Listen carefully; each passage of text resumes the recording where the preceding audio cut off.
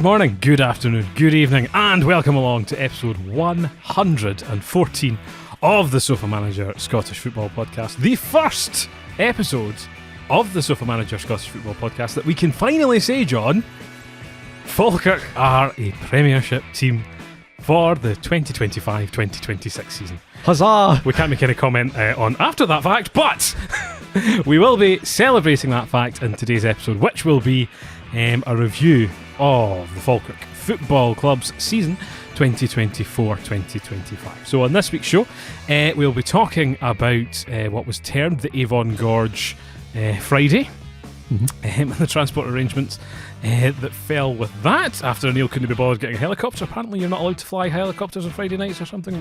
Anyway. It's a special SPFL rule. We'll get to that, and they were enjoying their dinner for a wee bit too long. I think they could have driven over a wee bit earlier, but nonetheless. So we'll be covering the Falkirk versus Hamilton academical game, maybe a little bit of the Livingston Partick Thistle game, rather fizzling out there as well. We'll of course be looking through John's immaculate notes here. He's got two notepads full of statistics and information from throughout the season. Yep. I'm sure he'll post some pictures of that on Instagram at Sofamanager, so if you're interested, follow him from that.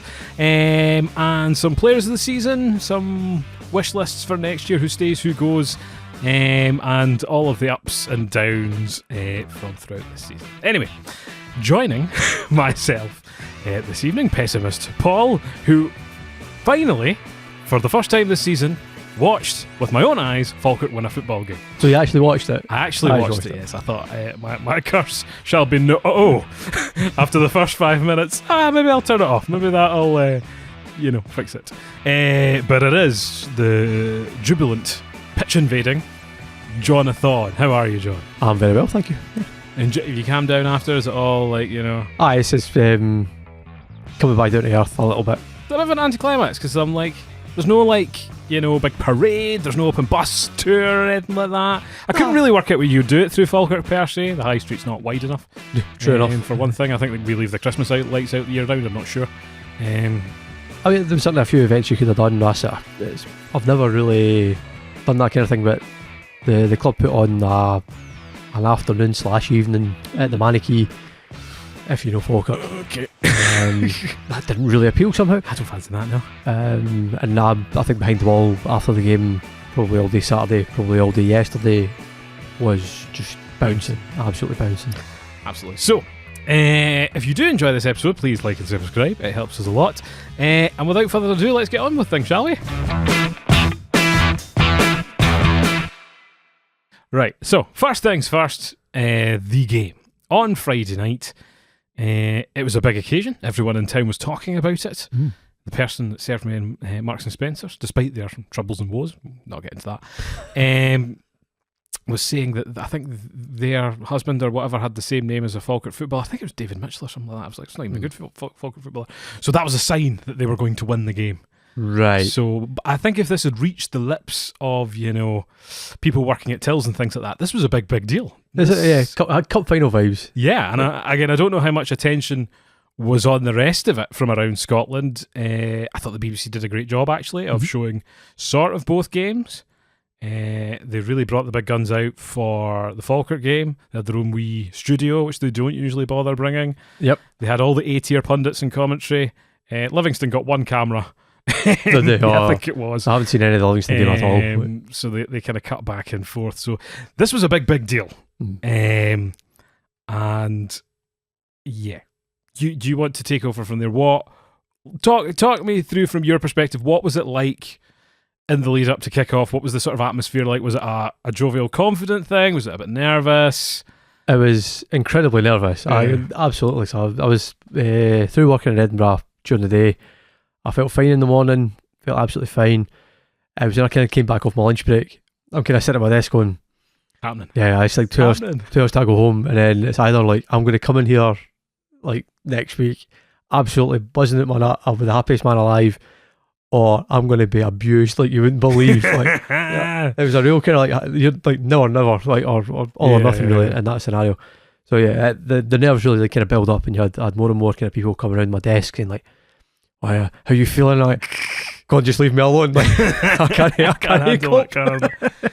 It's such a shame though. Like, I wish football was like this more often. Like, you know, that helicopter Saturday is probably the last time I can remember that any title in any of the leagues went down to the last day. I'm probably wrong. There's probably been a League One or a League Two or something like that. But at this level, I can't remember the Scottish Premiership going down to the wire for a long, long time. no, We're talking like nearly a decade, maybe longer. a lot of the people at that game won't remember helicopter Saturday.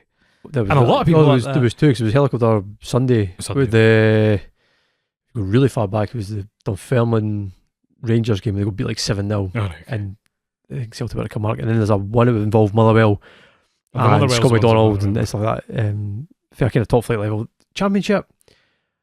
For all the years, certainly we've been involved, I cannot really remember the championship kind of going into the last game. Certainly that we would be involved in, and I mean, League One's been an absolute washout for us for the 5 years we were there.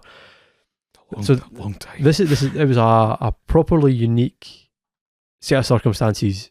All the Falkirk's doing. This could have been sorted weeks ago. They just Totally, absolutely. just thought, nah, we'll absolutely shred your nerves. We'll keep this to the last gasp. Wait, they've got to get some good BBC Scotland coverage, John. Yeah, listen, you've got to earn that licence fee. Exactly. So all that happens, they come out. Really annoyingly, the squads face the cameras. I hate that, by the way, because you're basically You're facing nothing. They you're did showing the the trophy presentation that way as well. No, the trophy presentation was facing the main stand. Was it? Yes. I thought it was the other way. I think they changed the cameras around to that stage. But Aye. in terms of sort of build up to the game, I mean, we got there fairly early. We're talking like 45 minutes before kick-off. The place was already really quite full. You could feel the atmosphere we were going to build up. There was a tiny pocket of Hamilton fans. I thought they turned out a decent I was numbers. astonished there was anyone there for Hamilton Persuasion. They were in good form. Yeah, I mean, I think there was a little bit of trouble. I don't know who instigated that. But anyway, they're always they're in such a hole that, like I say, there'll be people who want to beat every game of a season. I mean, there was to kind of go back a little bit, we're digressing, but there was the season, Falkirk and Dunfermline played each other in the last game of the season. Dunfermline, it was trophy day for them. And there was still Falkirk fans who went to that. I think you need your head wobbled at that stage, because that's just a bit strange. But yeah, they want to be part of it. As someone who is a footballologist who wants to keep their stats up, I'm sure they've done like every home and away game and weren't going to miss it. So exactly. So to be fair, to advocate, I was quite impressed with Hamilton when they had their spells. For long periods, they didn't really get much of a look at it. You can see why they've been kind of languishing bottom half. I mean, see that the first 5 minutes they dominated, right? So we were incredibly nervous first 5 minutes. Very Never really got hold of the ball. We were quite sort of sitting deep, which was Another a really set piece disaster. silly thing to do. And then it comes to the set piece. I mean, it was a foul. Yeah, you could almost kind of see it. I was watching Sean Mackey and Liam Henderson trying to arrange the kind of zonal defense. the zonal defense, and it was like, no, keep a really high line. Yeah. You know, try and catch them offside, keep a really high line. And before you knew it, they'd all sank back into their 18-yard box. It was like, oh, okay, this is where this is going to go. And it's the same story. It's ball with one post, head it back across. You watch Nicky Hogarth scramble about. To be fair to him, he pulled off a really good kind of like reaction save. He gets the first one. As soon as the rebound, it's the defender's job to clear it out this for is him. it. So a few people are kind of pointing the finger at Dylan Tate for being a little bit slow in reacting or not picking up the man. He was probably my least favourite player of that game. He didn't have a great game. Too many balls just overhit, or as frantic as it was, that really put a lot of pressure on for no real reason. But that goal went in and it just sucked the life out of the whole place. I'm not kidding. Like, well, you see it happen and everyone's looking at each other. It's like, is it real? Is it going to be chalked off? It's going to be chalked off, isn't it? Is it? It's a hilarious reaction to the crowd. Deathly silence. I mean, you could have heard a pin drop in the south stand. There was no one like up going bananas for anything. It was just like stunned. Absolutely stunned that this had happened. Fun fact, by the way, Scott Robinson was one of my early FIFA career mode transfers for Aberdeen back when he played for Hearts, and this must have been over 10 years ago now. The really funny thing about that, we mentioned this a week or two ago in terms of Calvin Miller going up to the Wraith fans. Yes, giving it loud. So Scott Robinson scores his goal and he's going up and he's again for the kind of audio viewers. Audio viewers, aye. You video listeners. Video viewers, audio listeners. He's kind of like shaking the hands, nervous, kind of like, aye. Yeah, enjoy the championship. If I enjoy League One next season, Scotty boy. That really, again, if it hadn't been such a stunning moment, yes, the reaction of that would have been incredible. But no one really reacted to it, because everybody's looking at each other going, yeah, I can't believe it. And there's a few people looking at the linesman going, was he offside? Are we hoping for an offside? Yeah, nothing. None. It took a long time for a bit of kind of atmosphere, a bit of kind of belief to kind of come back into that. I think Falkirk basically took control for the next 40 minutes of the half. Yeah, if anything, maybe shook off a bit of nerves. Probably, yeah. It was like, oh, right, nothing to lose now. There is only like one thing we can do now, and let's just go forward and attack as much as we can. And at that point, they were second in the league, which must be the first time. Oh, I mean, I've had to look back through my many notes. We're going back to around about kind of like February, March time. Right, that they were on top of the league. I think it was actually Ayr. It was the last time Ayr was top of the league. So I can't find a time when Livingston were actually top of the league. That's interesting. They've kind of hovered around the kind of second, third mark. And it's probably because Ayer's, again, digressing, the manner in which Ayr have kind of dropped off, particularly in the last quarter, is staggering. It's not for me to kind of, again, understand why or kind of pass comment on that, but there is a notable drop off in results and stuff like that. Maybe the pressure got to them. Maybe they've had a few key injuries, as I mentioned last week, in terms of Anton Dowds and stuff like that. So maybe that kind of caught up with them. Maybe they weren't quite there yet. And Livingston must have just, again, because they lost, maybe the pressure got to them and that as well. Like Partick have been playing like a team possessed. Yes, and you saw, I don't know if you saw the scenes at the end of the Partick game, but again, there's smoke bombs, flares, all that jazz. It's as if they've won the blooming league. Oh, I mean, there's a lot more momentum. There was momentum for both sides in that game. I've only seen the goal, the offside, own goal. So I can't really say anything else about their game, but particularly when Partick played us last week, I think that was a turning point in their season as much as anything else, because they kind of overcame sort of been down to 10 men and came up with a result that just at the right time they're getting the momentum, albeit they've had a few injuries now and the wheels could fall off come the semi-finals, but nevertheless, I mean, they are haunted by numerous playoffs, so we will wait and see. But to the Falkirk game, as things progress, they're building up. They're looking like their usual selves. The sort of threat's a bit sort of monosyllabic. Like, there's not, you can't really cross the ball because there's no one heading it in. The one to aim at, this is the biggest problem we've had all season, is playing Gary Oliver up front. Okay, who's signed for next season? Yeah. Woohoo! So, I'm circling back to the original question. Is like, how did you feel going into the game? I felt fine until I seen the lineup and I seen Gary Oliver's name and I thought, oh no, it'll be at least the second half before he's scoring a goal for open play. How many goals has he got this season? 3, 4? I think it's like 3 or 4 tops. 3 or 4, okay. It's for a striker. Certainly, if you see him as a striker, it's simply not good enough. Yes, for any level.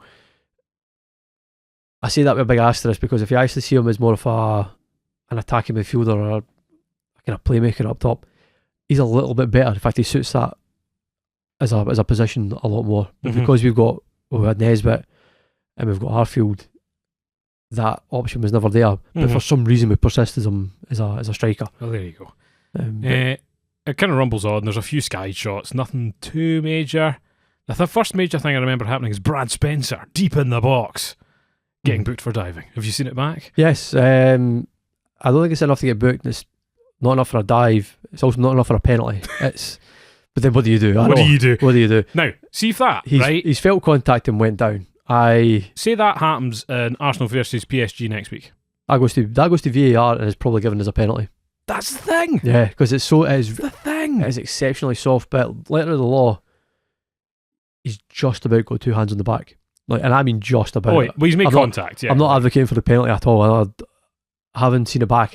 I don't understand why Spencer wasn't either pulling the trigger or just trying to kind of square it across the box. Yeah, could have been a chance. The opportunity was there. Like, and their penalty record isn't great, so I don't know why he's trying to get that. So I don't have any kind of complaints about that. I may be feeling differently if the result had went a different way, but we can't complain about that. There was one later that he didn't book, and the commentary team was absolutely on it. Who was it? It was Michael Stewart and who's his usual playing partner? Oh, I don't know. Can't remember. But Michael Stewart gave him a dig at one point for his Ray-Bans No, right, in okay. commentary, and he fired back and said, well, as you know, the BBC guidelines, Michael, is you can't name brands on the BBC Scotland, so I would pipe down. And I was just like, slam, yes, you have just put Michael Stewart out flat on his back, which I don't think happens very often. Yes. Other Sungland brands are Yes, available. Like, yes, but aren't as good. Yeah. So yes, he misses that again. Hamilton soaking up the pressure fairly well. Yeah, again, it's a lack of goal threat helped them in a lot of respects. It was a case of watching Calvin Miller constantly cut inside, constantly balloon it. Ethan Ross getting to the byline and have nothing to cut back to. I was so confused by that. I was like, you've got this great winger with a left foot, and I'm like, why on earth are you playing him on the right? And then you see cutting in, I was like, oh, they want him to score. And of course, his goal comes from the left hand side. Where he's okay. far I actually better. think that was a massive defensive error. We'll get to that. Yeah, either yes, well, The first goal, Scott Arfield gets filled on the outside of the box. Good decision. Definite foul, definite outside the box. Yep. Doesn't take it, curiously enough. I was quite surprised by that. It is taken by Ethan Ross, who should not be scoring this. This should not be an opportunity to score. I mean, it took us all by surprise. I mean, again, we were kind of watching it for the south stand, which is like the kind of far end where it was taken. To be fair, with a kind of clean on view of it. Yeah. It was particularly with the goalkeeper being positioned for where you're seeing it, and you're thinking, if you dink it over the wall and kind of try and get it into what would be the near post, anywhere in the near post, the keeper's going to have a problem getting to this. The problem is balancing the pace with dipping the height. Yeah, so it would be very much a chip. Yeah. Nobody expected him to put his foot through it, and then the kind of wall basically just to big gap. Yeah, just what are they doing? And then I know a lot of questions have been asked about the keeper. I think the keeper's caught so off guard by how terrible his wall defends. There's no way he's going to react in time, particularly with the pace in the shot. It's hit really hard, but he's in the wrong position. The wall's in the wrong position, so I think you blame him and you blame the defenders for not doing better with that. Although Ethan Ross did what he needed to do. He took full advantage of the situation. The manner in which he hits the ball as well is quite impressive. Like actually watching it. To actually keep it down as well. To keep it down in that pressure environment, you go fair play. A lot of them were skying a lot of shots. You just got to hit the target at that stage. So that was amazing. It took a little bit by surprise for everybody. It was like, oh my god, we've scored. And this would have been after Partick had gone ahead. No, this was just before. Was it just before? This was just before. So it went to one each. We're talking 5 or 6 minutes later. New started to, I think we scored 33 minutes. Partick scored 38, 39. So there was I can still see it.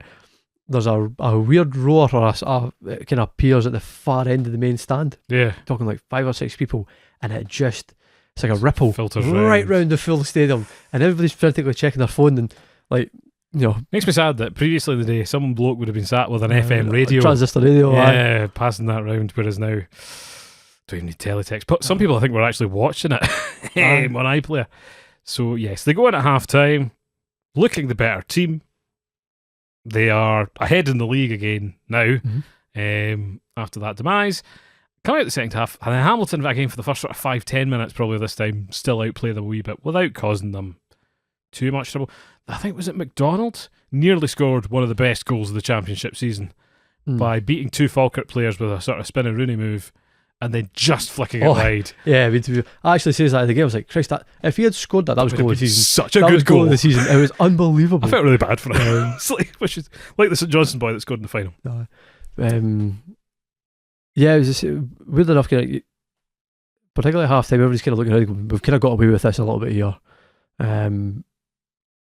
I felt like no one was really paying a huge amount of attention to the Partick Livingston game. We know it was one. It was in their hands. Yeah, we know it was 1-0, which is great. It's a bit of insurance at that point.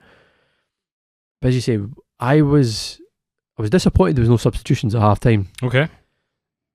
Purely on the basis that, like I say, as I say, it wasn't working with Gary Oliver up front on his Todd. Nothing was sticking.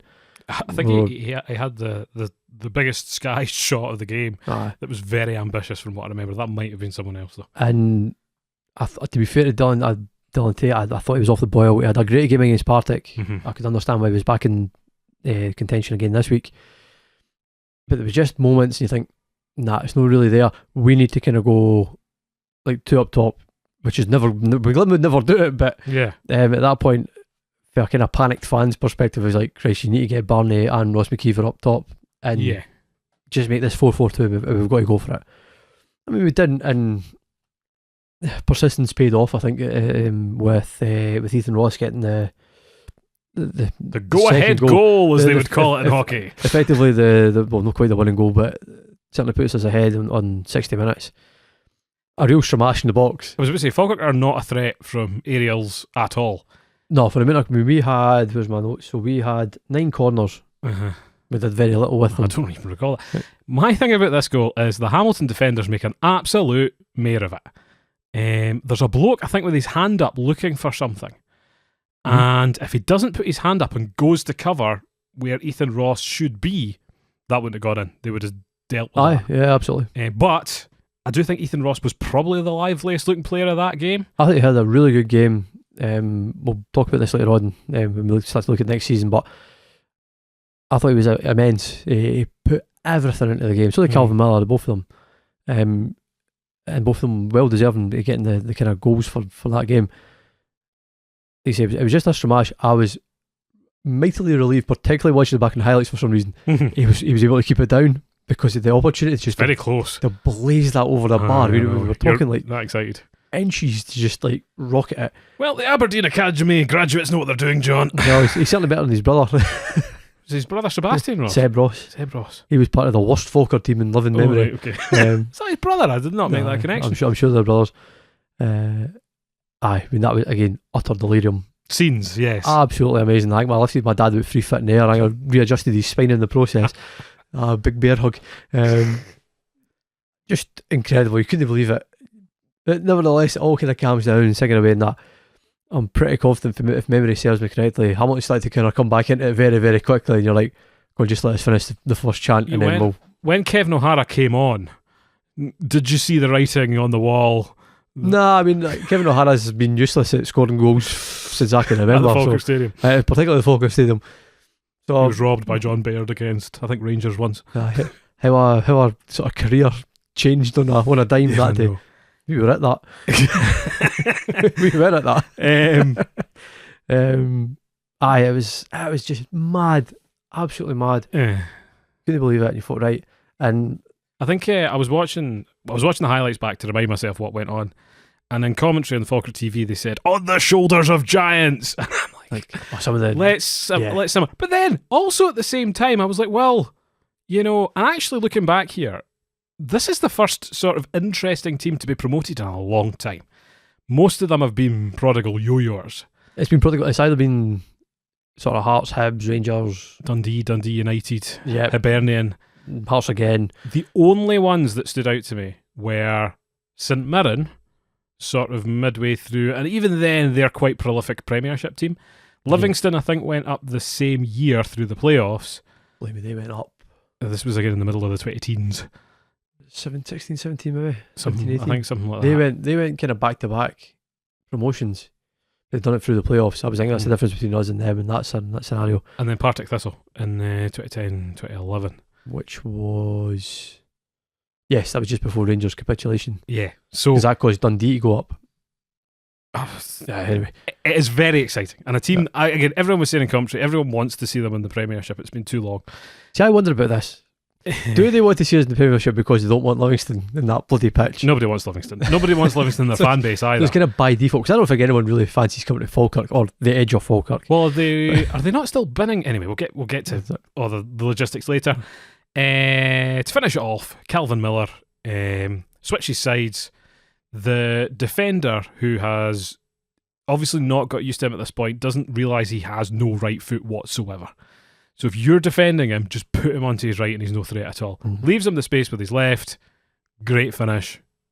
Yeah, goals, jobs are good in there. Miller does kind of dummy to go inside. Let him do it. Just leave him do it. Yeah, to be fair, but because he switched sides, it was a bit of confusion. I mean, I think I think it was Tommy was playing. Who would have been right back at that point? Another Falkirk legend. Probably was. I'm just looking through my notes to see if he was actually subbed off. I don't think he was. I think it was Tommy. So Tommy kind of slips. And that gives Calvin Miller the space. Again, I can still remember it. It's just like just before he pulls the trigger, I'm screaming, shout, or shoot. I'm getting all my words kind of tongue tied. I'm so excited, it's unreal. Like, and it just goes in, and it's just a perfect hit just off the inside of the post. It comes in, Dunk. carnage. It was amazing, like absolutely amazing. There you go. And then pretty plain sailing from there. They sort of controlled it to the end of the game. 1 or 2 chances. Barney Stewart had a few runs through and things like that, but nothing too major. Everyone was over the barriers for that point, ready for the pitch invasion, ready for the trophy presentation. You know where the trophy was, incidentally? It was in Linlithgow. It was at the Champagny, apparently. Oh, right. It was, yes. Neil had his dinner before he came. Of course he did. Don't know if he was a burger or a steak man. He had his trotter in the in the trough. Like. There you go. And then the Amy Caravan, as I'm terming it, came with him and delivered the trophy to the Falkirk Stadium. They only arrived like after full time. According to the BBC, the pictures were live. I don't know if I believed that.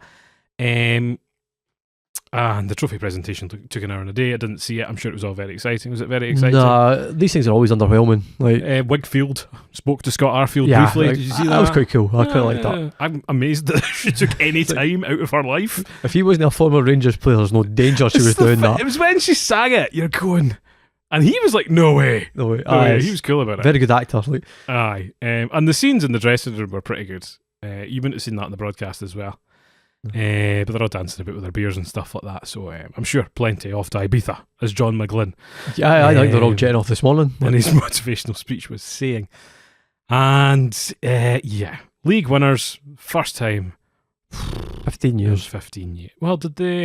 Yeah, it's 15. So they won 15 years ago as well. Oh no, sorry. So in terms of winning it, 20 years ago. 04, 05 we won it. There you go.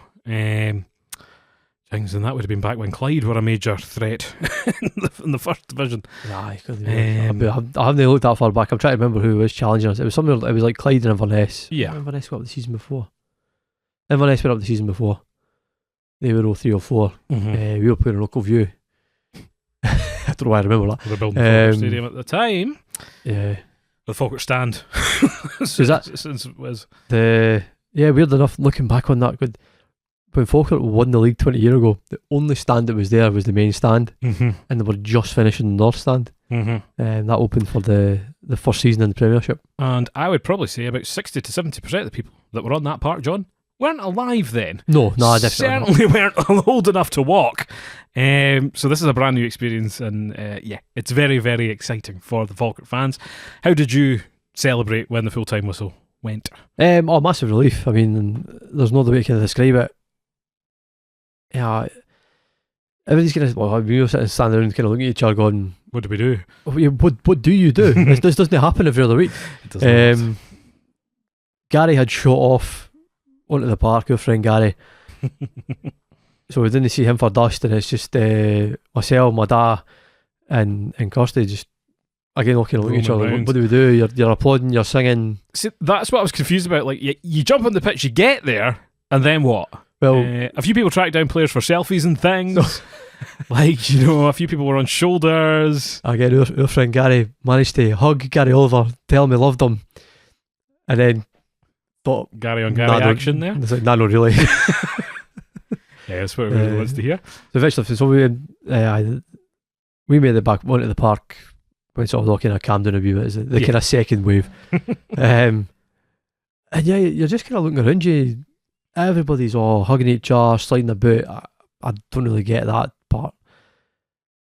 Singing away, and you're just laughing. You're just in total jubilation. It's just delirium, and it's a feeling of it's just surreal. You're thinking, like, Christ, I can't believe it. I still can't really believe it. I don't know what you're supposed to feel, but it's just a really bizarre feeling.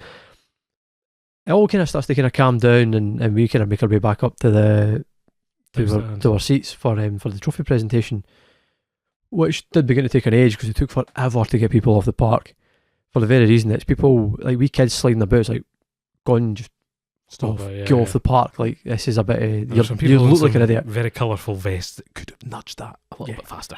And you're kind of like we have a disproportionate number of weirdos in our support. Like, kind of brings that into focus a wee bit.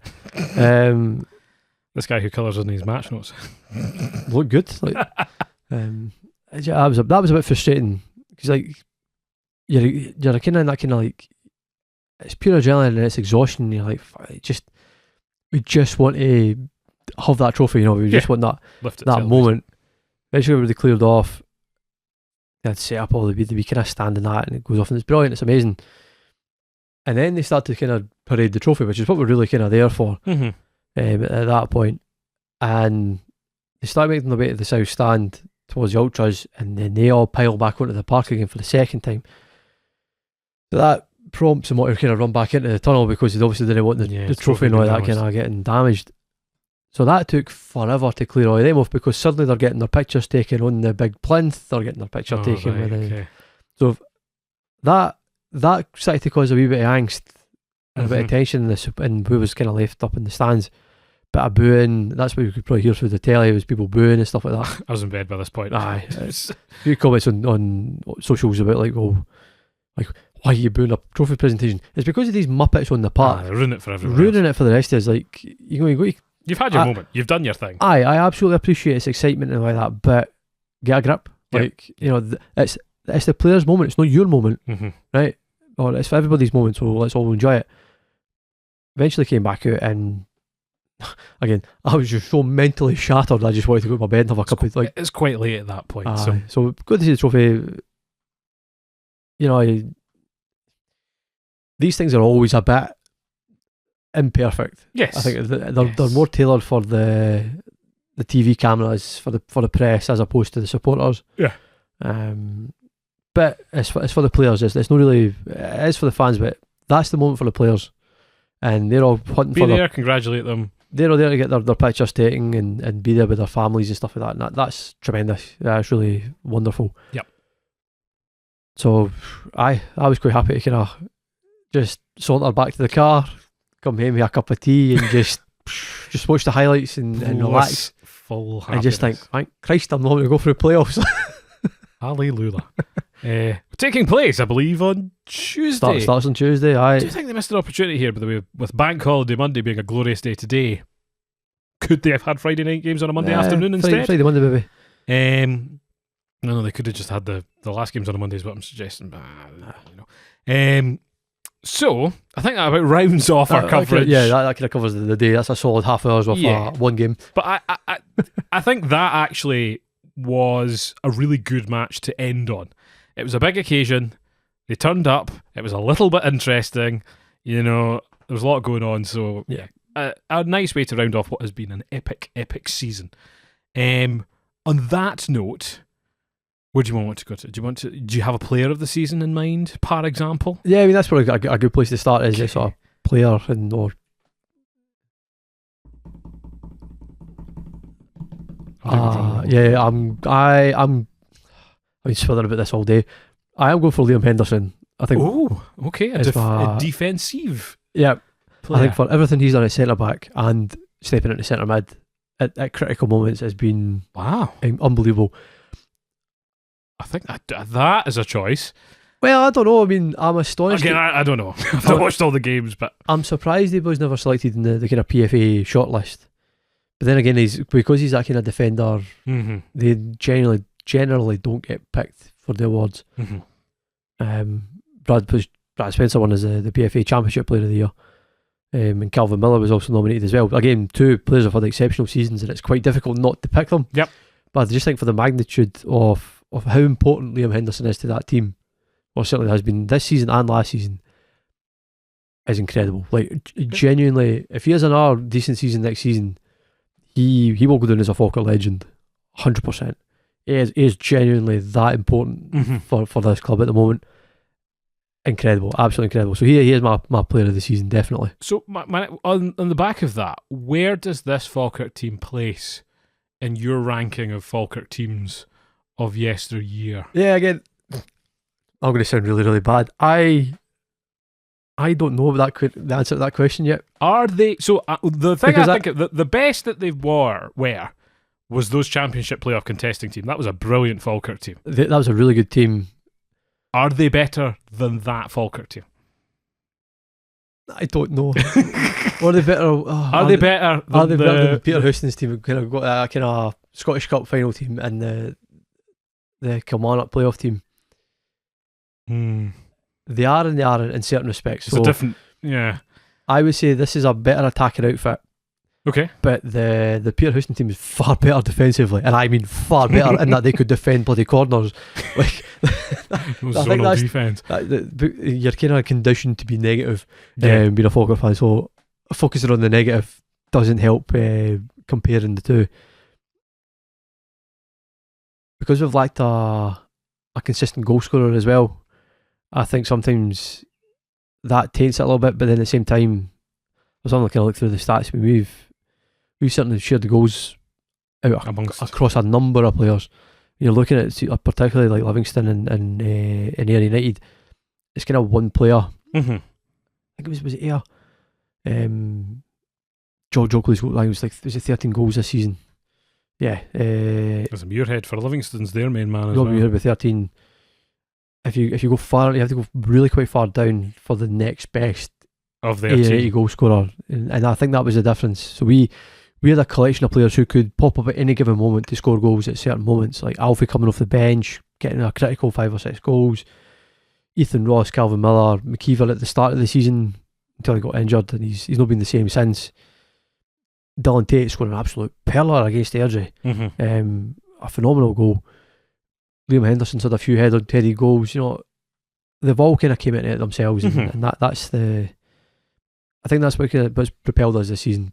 When you look back on that sort of 14, 15, 15, 16 seasons, you had guys like John Baird and Bob McHugh. Yep.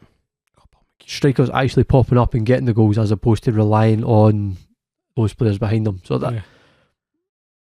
To answer your question, I'm still on the fence. I cannot make my mind up as to who's better or worse. Next season will tell. I think in your youth, you always look back. You at idolise these guys. I mean, I Yeah. look at Will Vaulks and go, there will never be a better man than Will Vaulks. There was a lot of players like that. Like Blair Alston was tremendous. Like you know, it was weird. It was weird as well seeing the ghost of like I didn't know Tony Gallagher was at Hamilton.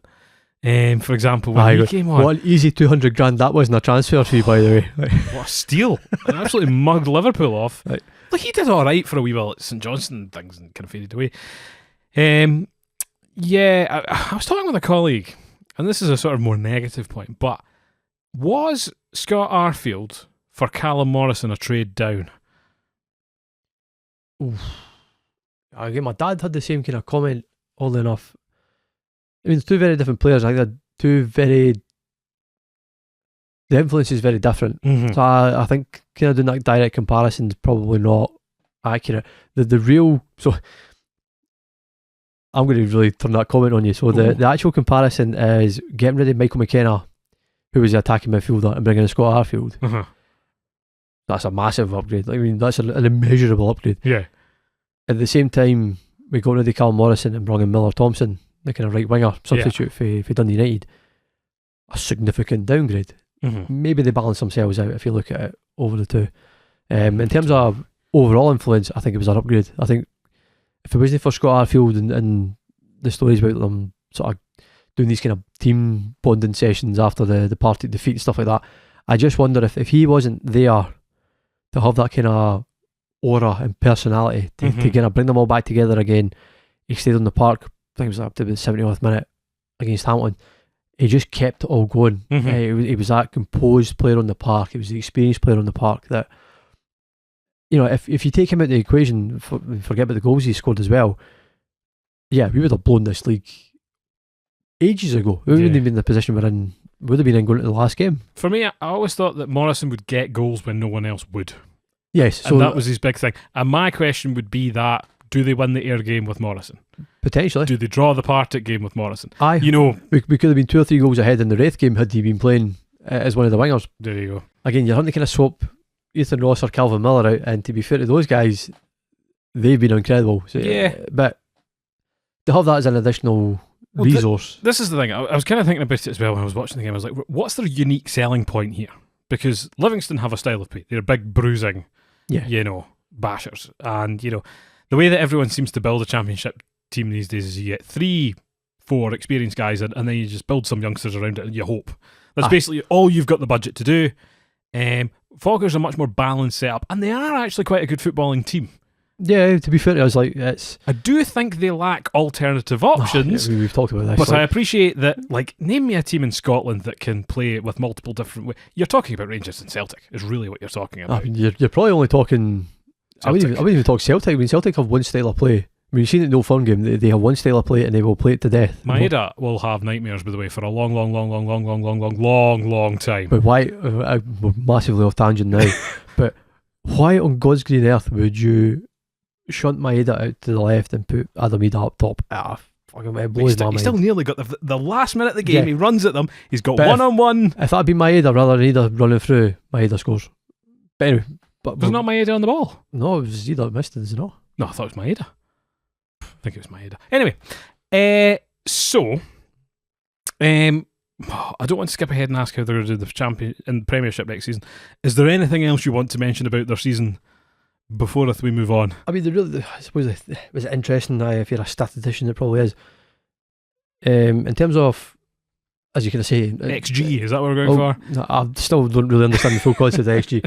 But as you said, in terms of style of play, Falkirk are an attacking team, like to kind of brand themselves as that. And it kind of shows. I mean, we scored 72 goals across the season. That's 2 goals a game. You know, that's quite an incredible kind of stat in itself. We concede less than 1 goal a game on average. But the really funny one, it probably speaks to the lack of a striker. According to FotMob, which I kind of use for the kind of stats, we created 77 big chances, of which we missed 49 of them. Yeah, they were. But I also find that when you're the dominant team in the league, you're going to create more chances and you're going to score less of them. Like that's just the thing. How it goes. The positive on that is it shows how relentless we were and how many chances we created. And it the does more show how chances blimmin' frustrating it would be though. That Hamilton goal, ridiculous. 1 chance, goal. Partick, 2 or 3 goal. Oddly enough, Hamilton created the second highest number of big chances in the league this season, but missed 39 of them. They created 55. Well, all that tells you is they took 11 off them. On a points, they shouldn't have gone down.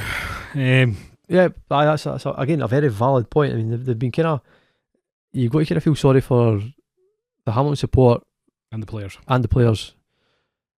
Everyone else. Maybe less so with John Rankin, because John Rankin gets tons of abuse and apparently they're staying full time. How on earth can they stay full time? You stayed full time when you went down. I mean, you didn't have the cash. I don't think was there. Listen, no disrespect. I mean, we were able to kind of to be fair in Cover full time as well. You're kind of I found that a kind of weird one. Ayr stayed full time as well, I think, didn't they? So Ayr were a kind of hybrid for a while, right. And then went full time. Cove going full time, I think Queen of the South are probably a hybrid at this point. But you're basically picking up the worst full time players, which Falkirk were for a long time. We did that. The first, and the part time players are better than the full time ones at that rate. Yeah, for the first 3 seasons we were down in League One, we missed a trick. The way we were recruiting was just we had John McGlynn addressed that. I think if it wasn't for John McGlynn, we wouldn't have the type of player we had. That was just the manager we've managed to get in at long last. On that as well, it's incredibly hard to turn the culture at a football club around. And for a long, long time, Falkirk were losers. They really were. And they were the sort of cornerstone of the laughing stock of Scottish football. Alongside Dunfermline for quite a while. There were still a few League One derbies in there that shouldn't have happened for either of them. The kind of banter bus very much kept on rolling for a solid 5 years. And in fact, you could probably go 5 years in League One plus 2 or 3 in the Championship, when it was all beginning to unravel. Ridiculous. But it has turned round in a humongous way. And again, they talked about John McGlynn for the Hearts job, which as far as I can tell seems to be going to Derek McInnes now. Yeah, I couldn't see McGlynn going. Falkirk is his last gig. That's it. I think Man United though, John, if he can change the culture there, he can change the culture. You never know. Scotland maybe. Indeed. He could replace Steve Clark, I'll tell you. We got a better brand of football. What, a unilateral focused one style of football with highly predictable and confusing substitutions? So can you imagine 50,000 Scotland fans watching zonal marking? Yeah, I think you're like for like there. Or trying to teach Grant Hanley how to zonal mark. No thanks. I think, he needs to learn from that not working. And there still was a lot of daft substitutions in there that you're not going to get away with next season. I think that would be a good time to start looking at next season. Okay. I have the absolute fear. I really do. I think this is a humongous question mark because, as we say, out of the league for 15 years, right? So there's nothing to refer back to. There is next to no Premiership experience in that squad at all. Calvin Miller, I think, played 4 games for Celtic. Eamon Brophy probably has the most Premiership experience out of any of them, didn't play. Yeah, and he's only on loan, so And wasn't any good when he did. like, God forbid we actually sign him. That could well happen. I can see that, unfortunately, coming to fruition. This is what I'm so interested in that I have no idea what the plan is for signings. Yeah. Do you keep together this squad as best you can? No. Well, you're being incredibly harsh. I think the biggest, we've got two big problems. One is who to bring in, Yes. and second is trying to offload the guys that we've already got on contracts.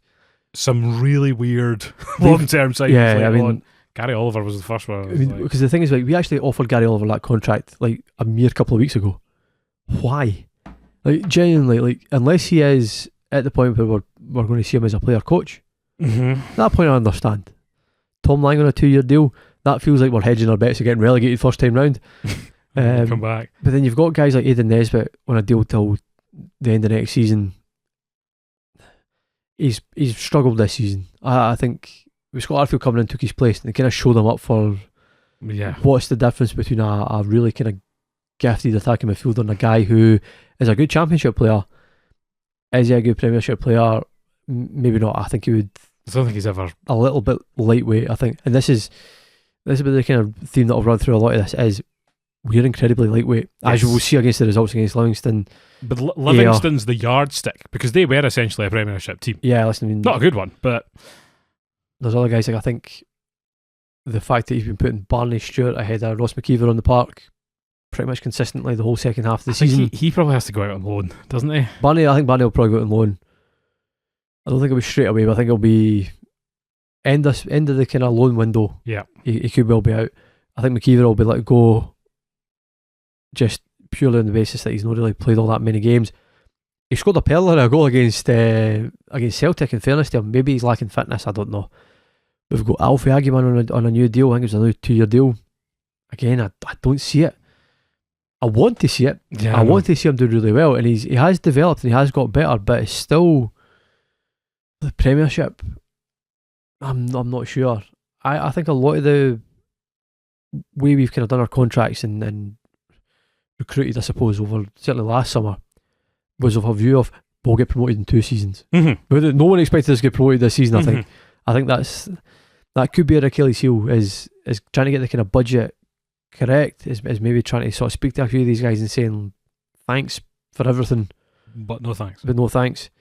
You've got guys like Keelan Adams as a right back. He's had a tremendous season, but he has dropped off the kind of final quarter, whether it's kind of nerves or whatever. He wasn't quite the same kind of flying attacker as he was for right back. He might need to go out on loan, and we might need to bring someone more experienced in just to see us over, certainly over the first 6 months. Let us kind of bed into the league and then maybe bring him back in. What did you make of someone like Luke Graham, for example, who I hadn't really heard of, to be honest, but they were saying he was tremendous for the first half of the season in commentary? I thought he was. I mean, Luke Graham.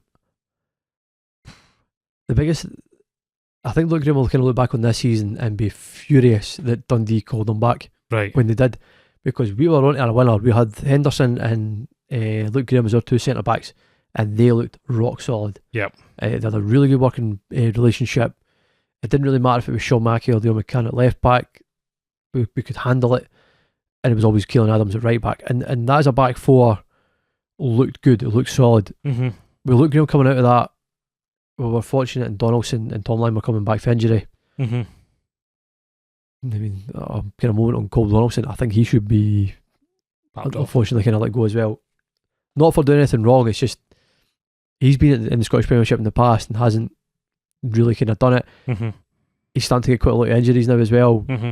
I don't know if we can afford to kind of have both him and Tom Lang, 2 injury-prone centre backs, On the books. kind of on the books. It's really gutting to say that, but that's unfortunately where we were going to be. Nicky Hogarth. We need a new goalkeeper. He could have cost us the league. I'm not kidding. He's got a long way to go. He's getting better.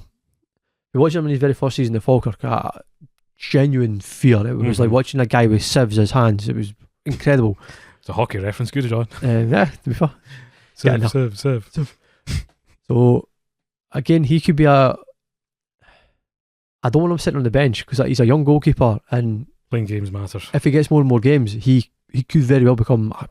I know people have been talking about being a Scotland international, but I think it's maybe a bit too much of a stretch. There's not many Scottish goalkeepers out there at the moment. He could end up there by default. But it's to find him, basically whoever's going to be favourite to win the championship next season, loan him out. Maybe put him out on loan there and make sure he's playing every week.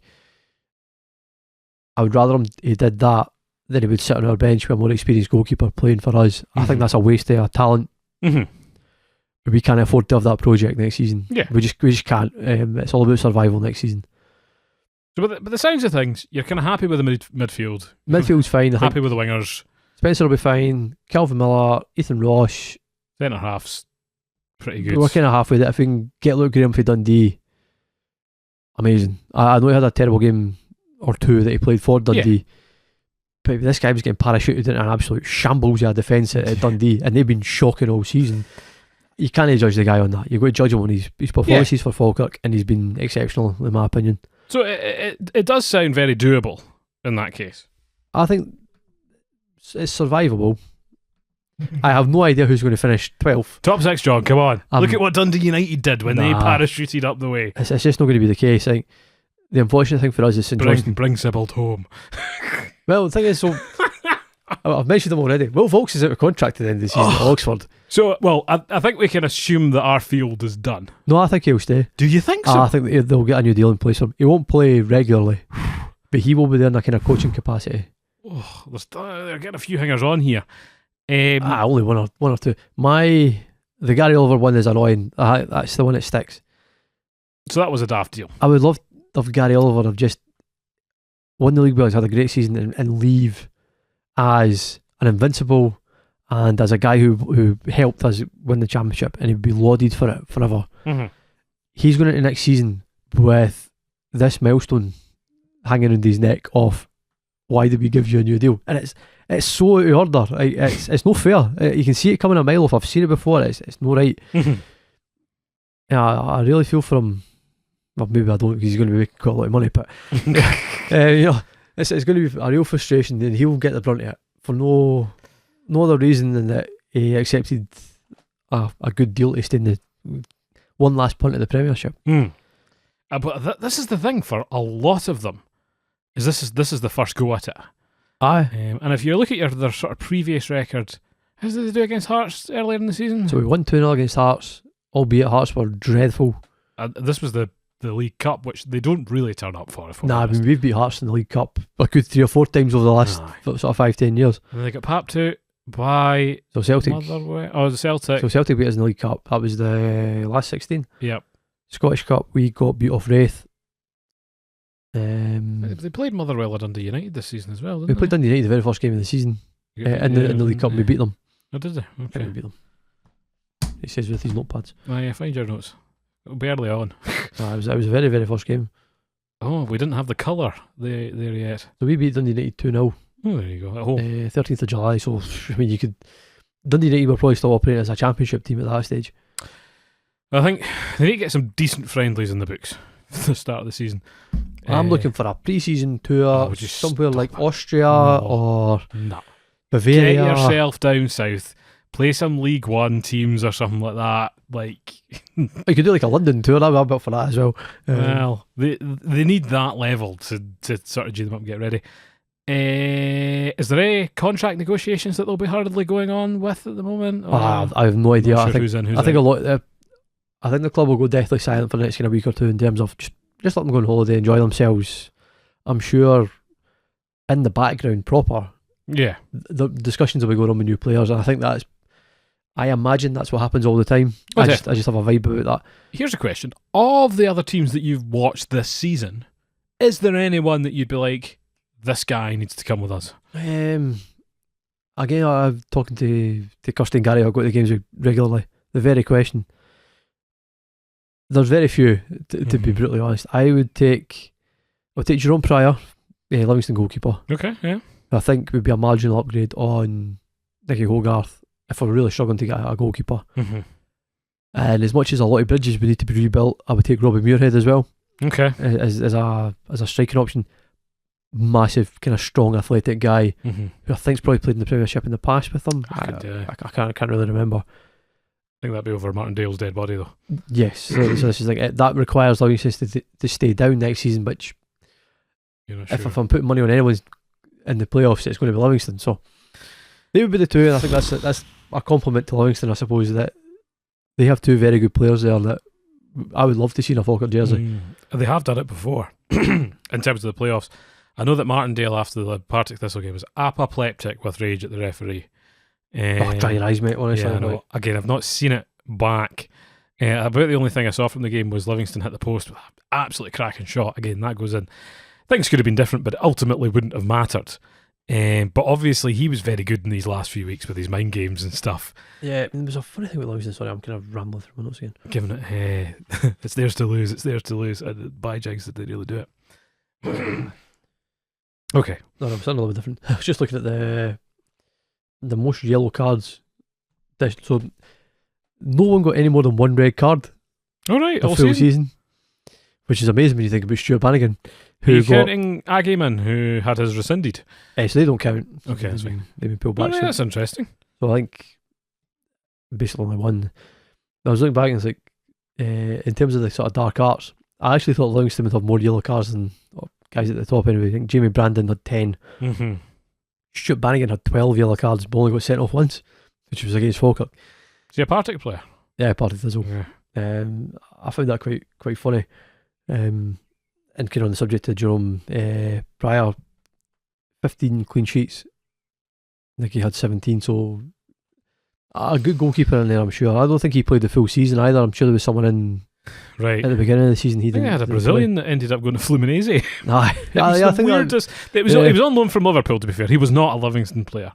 he wasn't there for Sao very Paulo long. or something like that. He went to one of the big teams in Brazil, and I was like, the Tony Macaroni Arena to what's the really big one called? The Maracanã. Yes, that's the 100,000 one, isn't it? Yeah. It would be quite something. Playoffs are obviously in action soon. Livingston's your pick. Who do you think gets through of Partick and Ayr to the semi-final? I think it'll be an absolute bruiser, but I think Partick will get through just.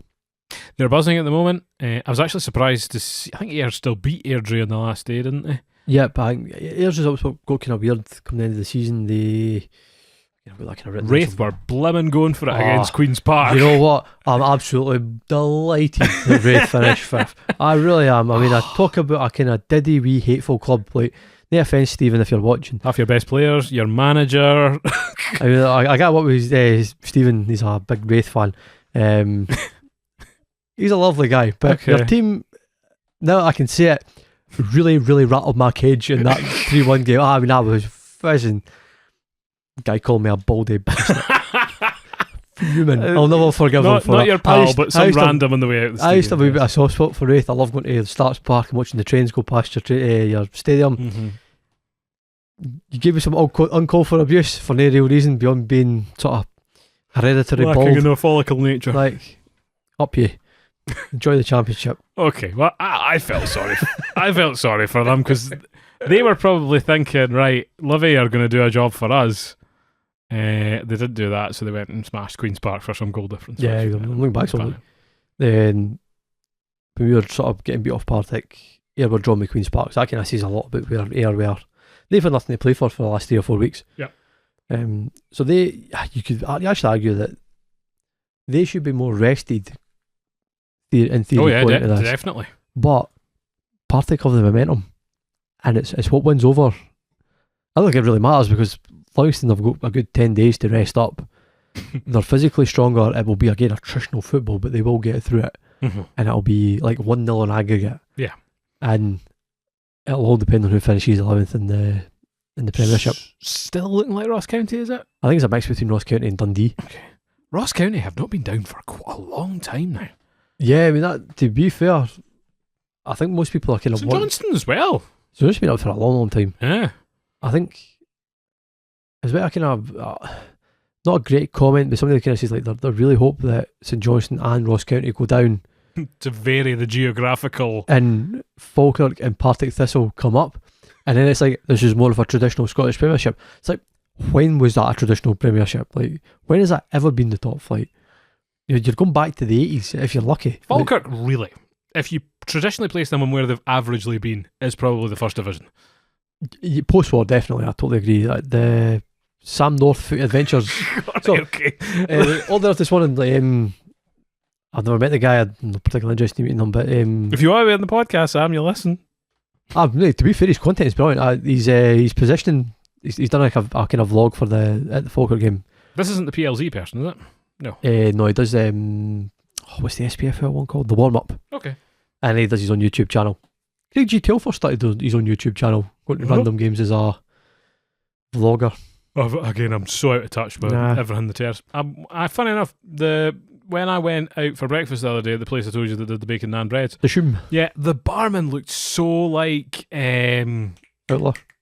Yeah, exactly like him. And I was Maybe like, it was him. well, think he's moonlighting. you're looking, times must be tough, but like, I don't think it was. But if it was, hey, What a gig. exactly. But, Anyway, sorry, I've interrupted your point. So Sam North Foot Adventures YouTube channel. I've nothing to do with the guy, but if you're interested, I'd highly recommend going and watching it. It's good. He kind of puts up a kind of graph of like Falkirk basically from the turn of the century, like 1900, right through. And like I say, up to the Second World War, we are a top flight team. We finished second in the 1909, 1910 season. There weren't many teams around at that point. Not to that. It was all amateurs anyway. I think we can write a lot of that data off. A little bit. Post-war, I agree. I think we were a first division team post-war. We spent more time outside the Premiership than in it. Yes. You could probably argue that's kind of underperforming, but that's sport. That's well, this is what gets me about standing on the shoulders of legends and bollocks. The sort of chat about legends and stuff. I'm like, well, it is utter bollocks. Yeah, but then did Crunchy do it in the Premier League all the time? I don't even know if he really kind of played in the Premiership. He's got a stand named after him, right? It's too old for me. If they're talking about standing on the shoulders of legends or whatever it is, Giants, maybe. I'm sorry. For me, I'm looking back at when we were last in the top flight, and I'm going, is Brad Spencer as good as a guy called Stephen Thompson who played in centre mid for Falkirk?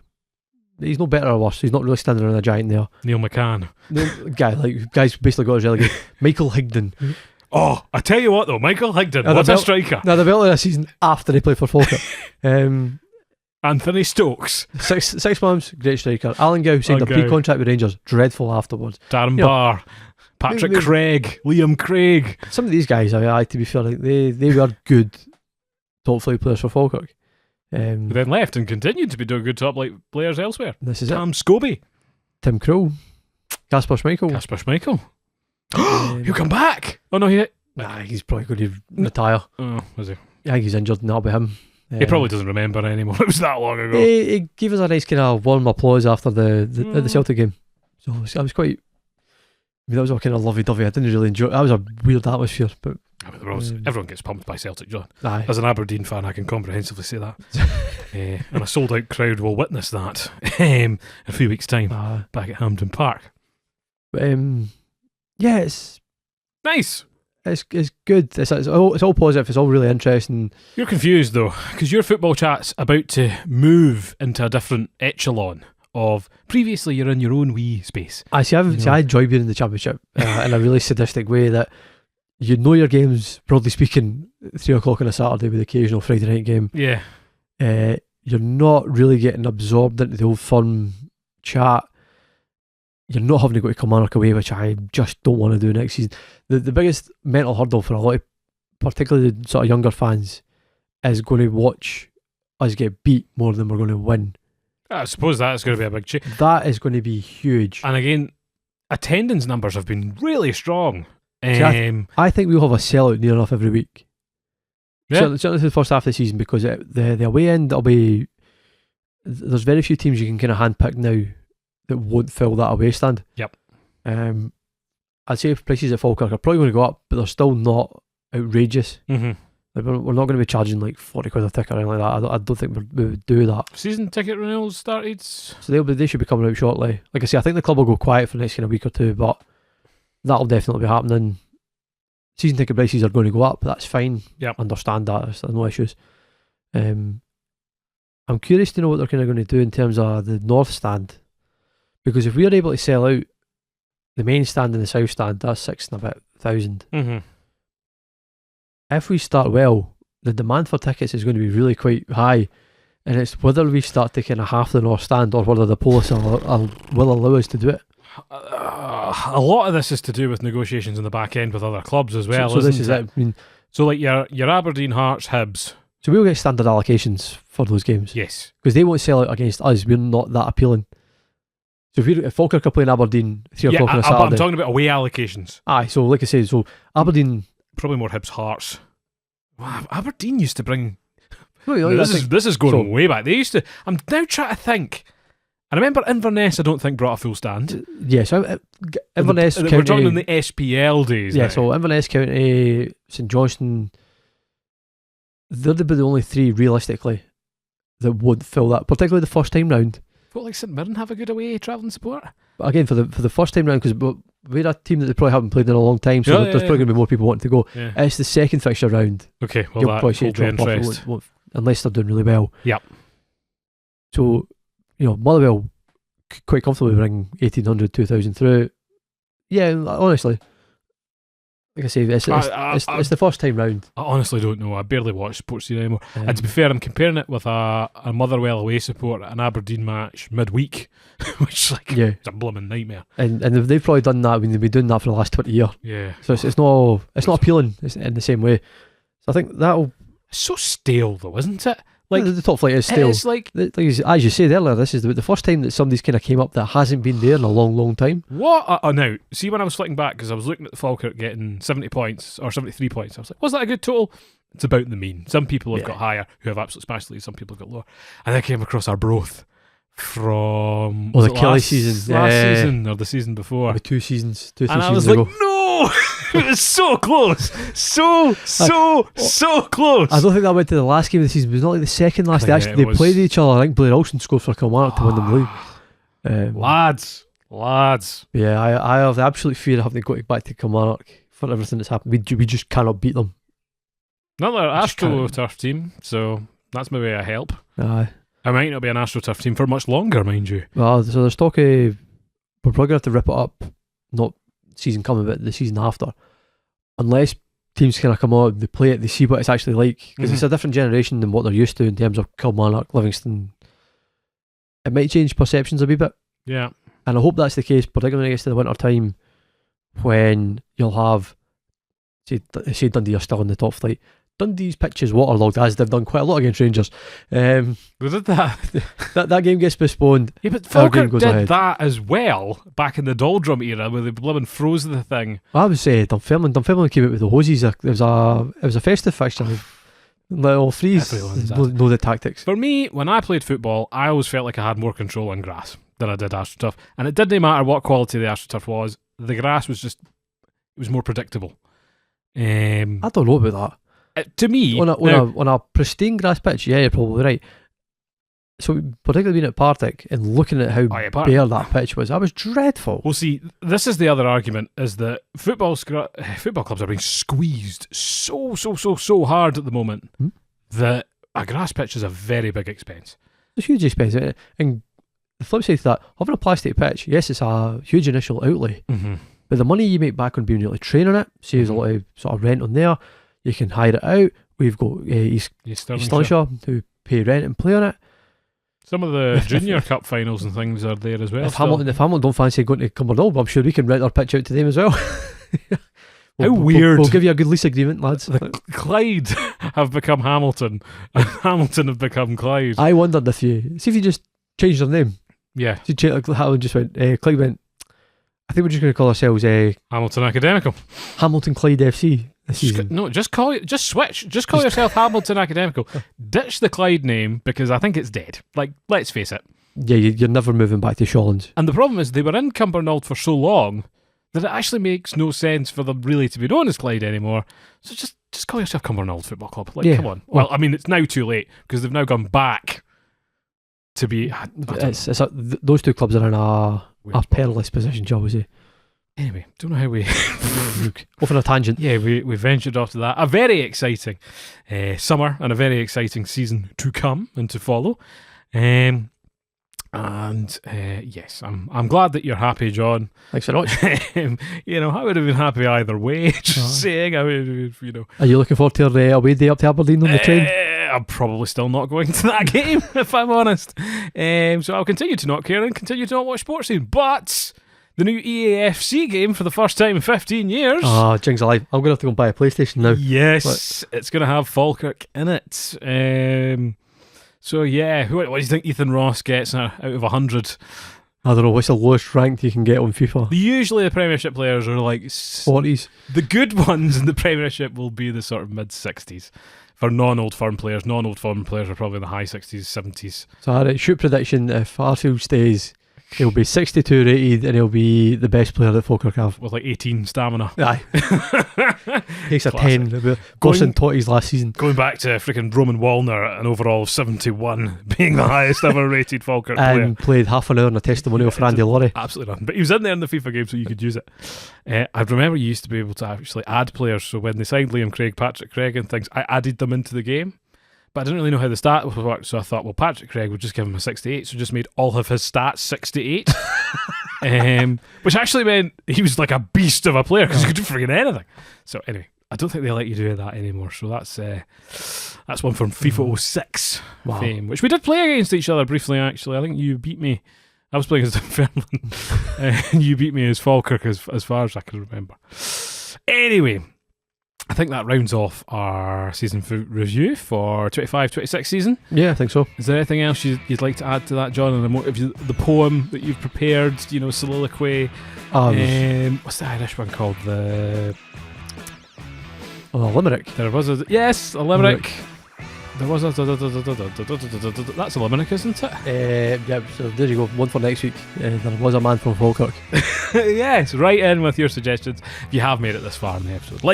Comment on anything silly that was said. I've tried to not be as controversial this year as you might have noticed, so hopefully nothing coming back to me. But I guess, as we say, at Sofamanager on social media, John runs that account, so any abuse should be forwarded there. Yeah, fair. So it's a thank you for listening for myself, Paul. Cheers, guys. All the best. Have a good evening, a good afternoon, and a good morning. Good night.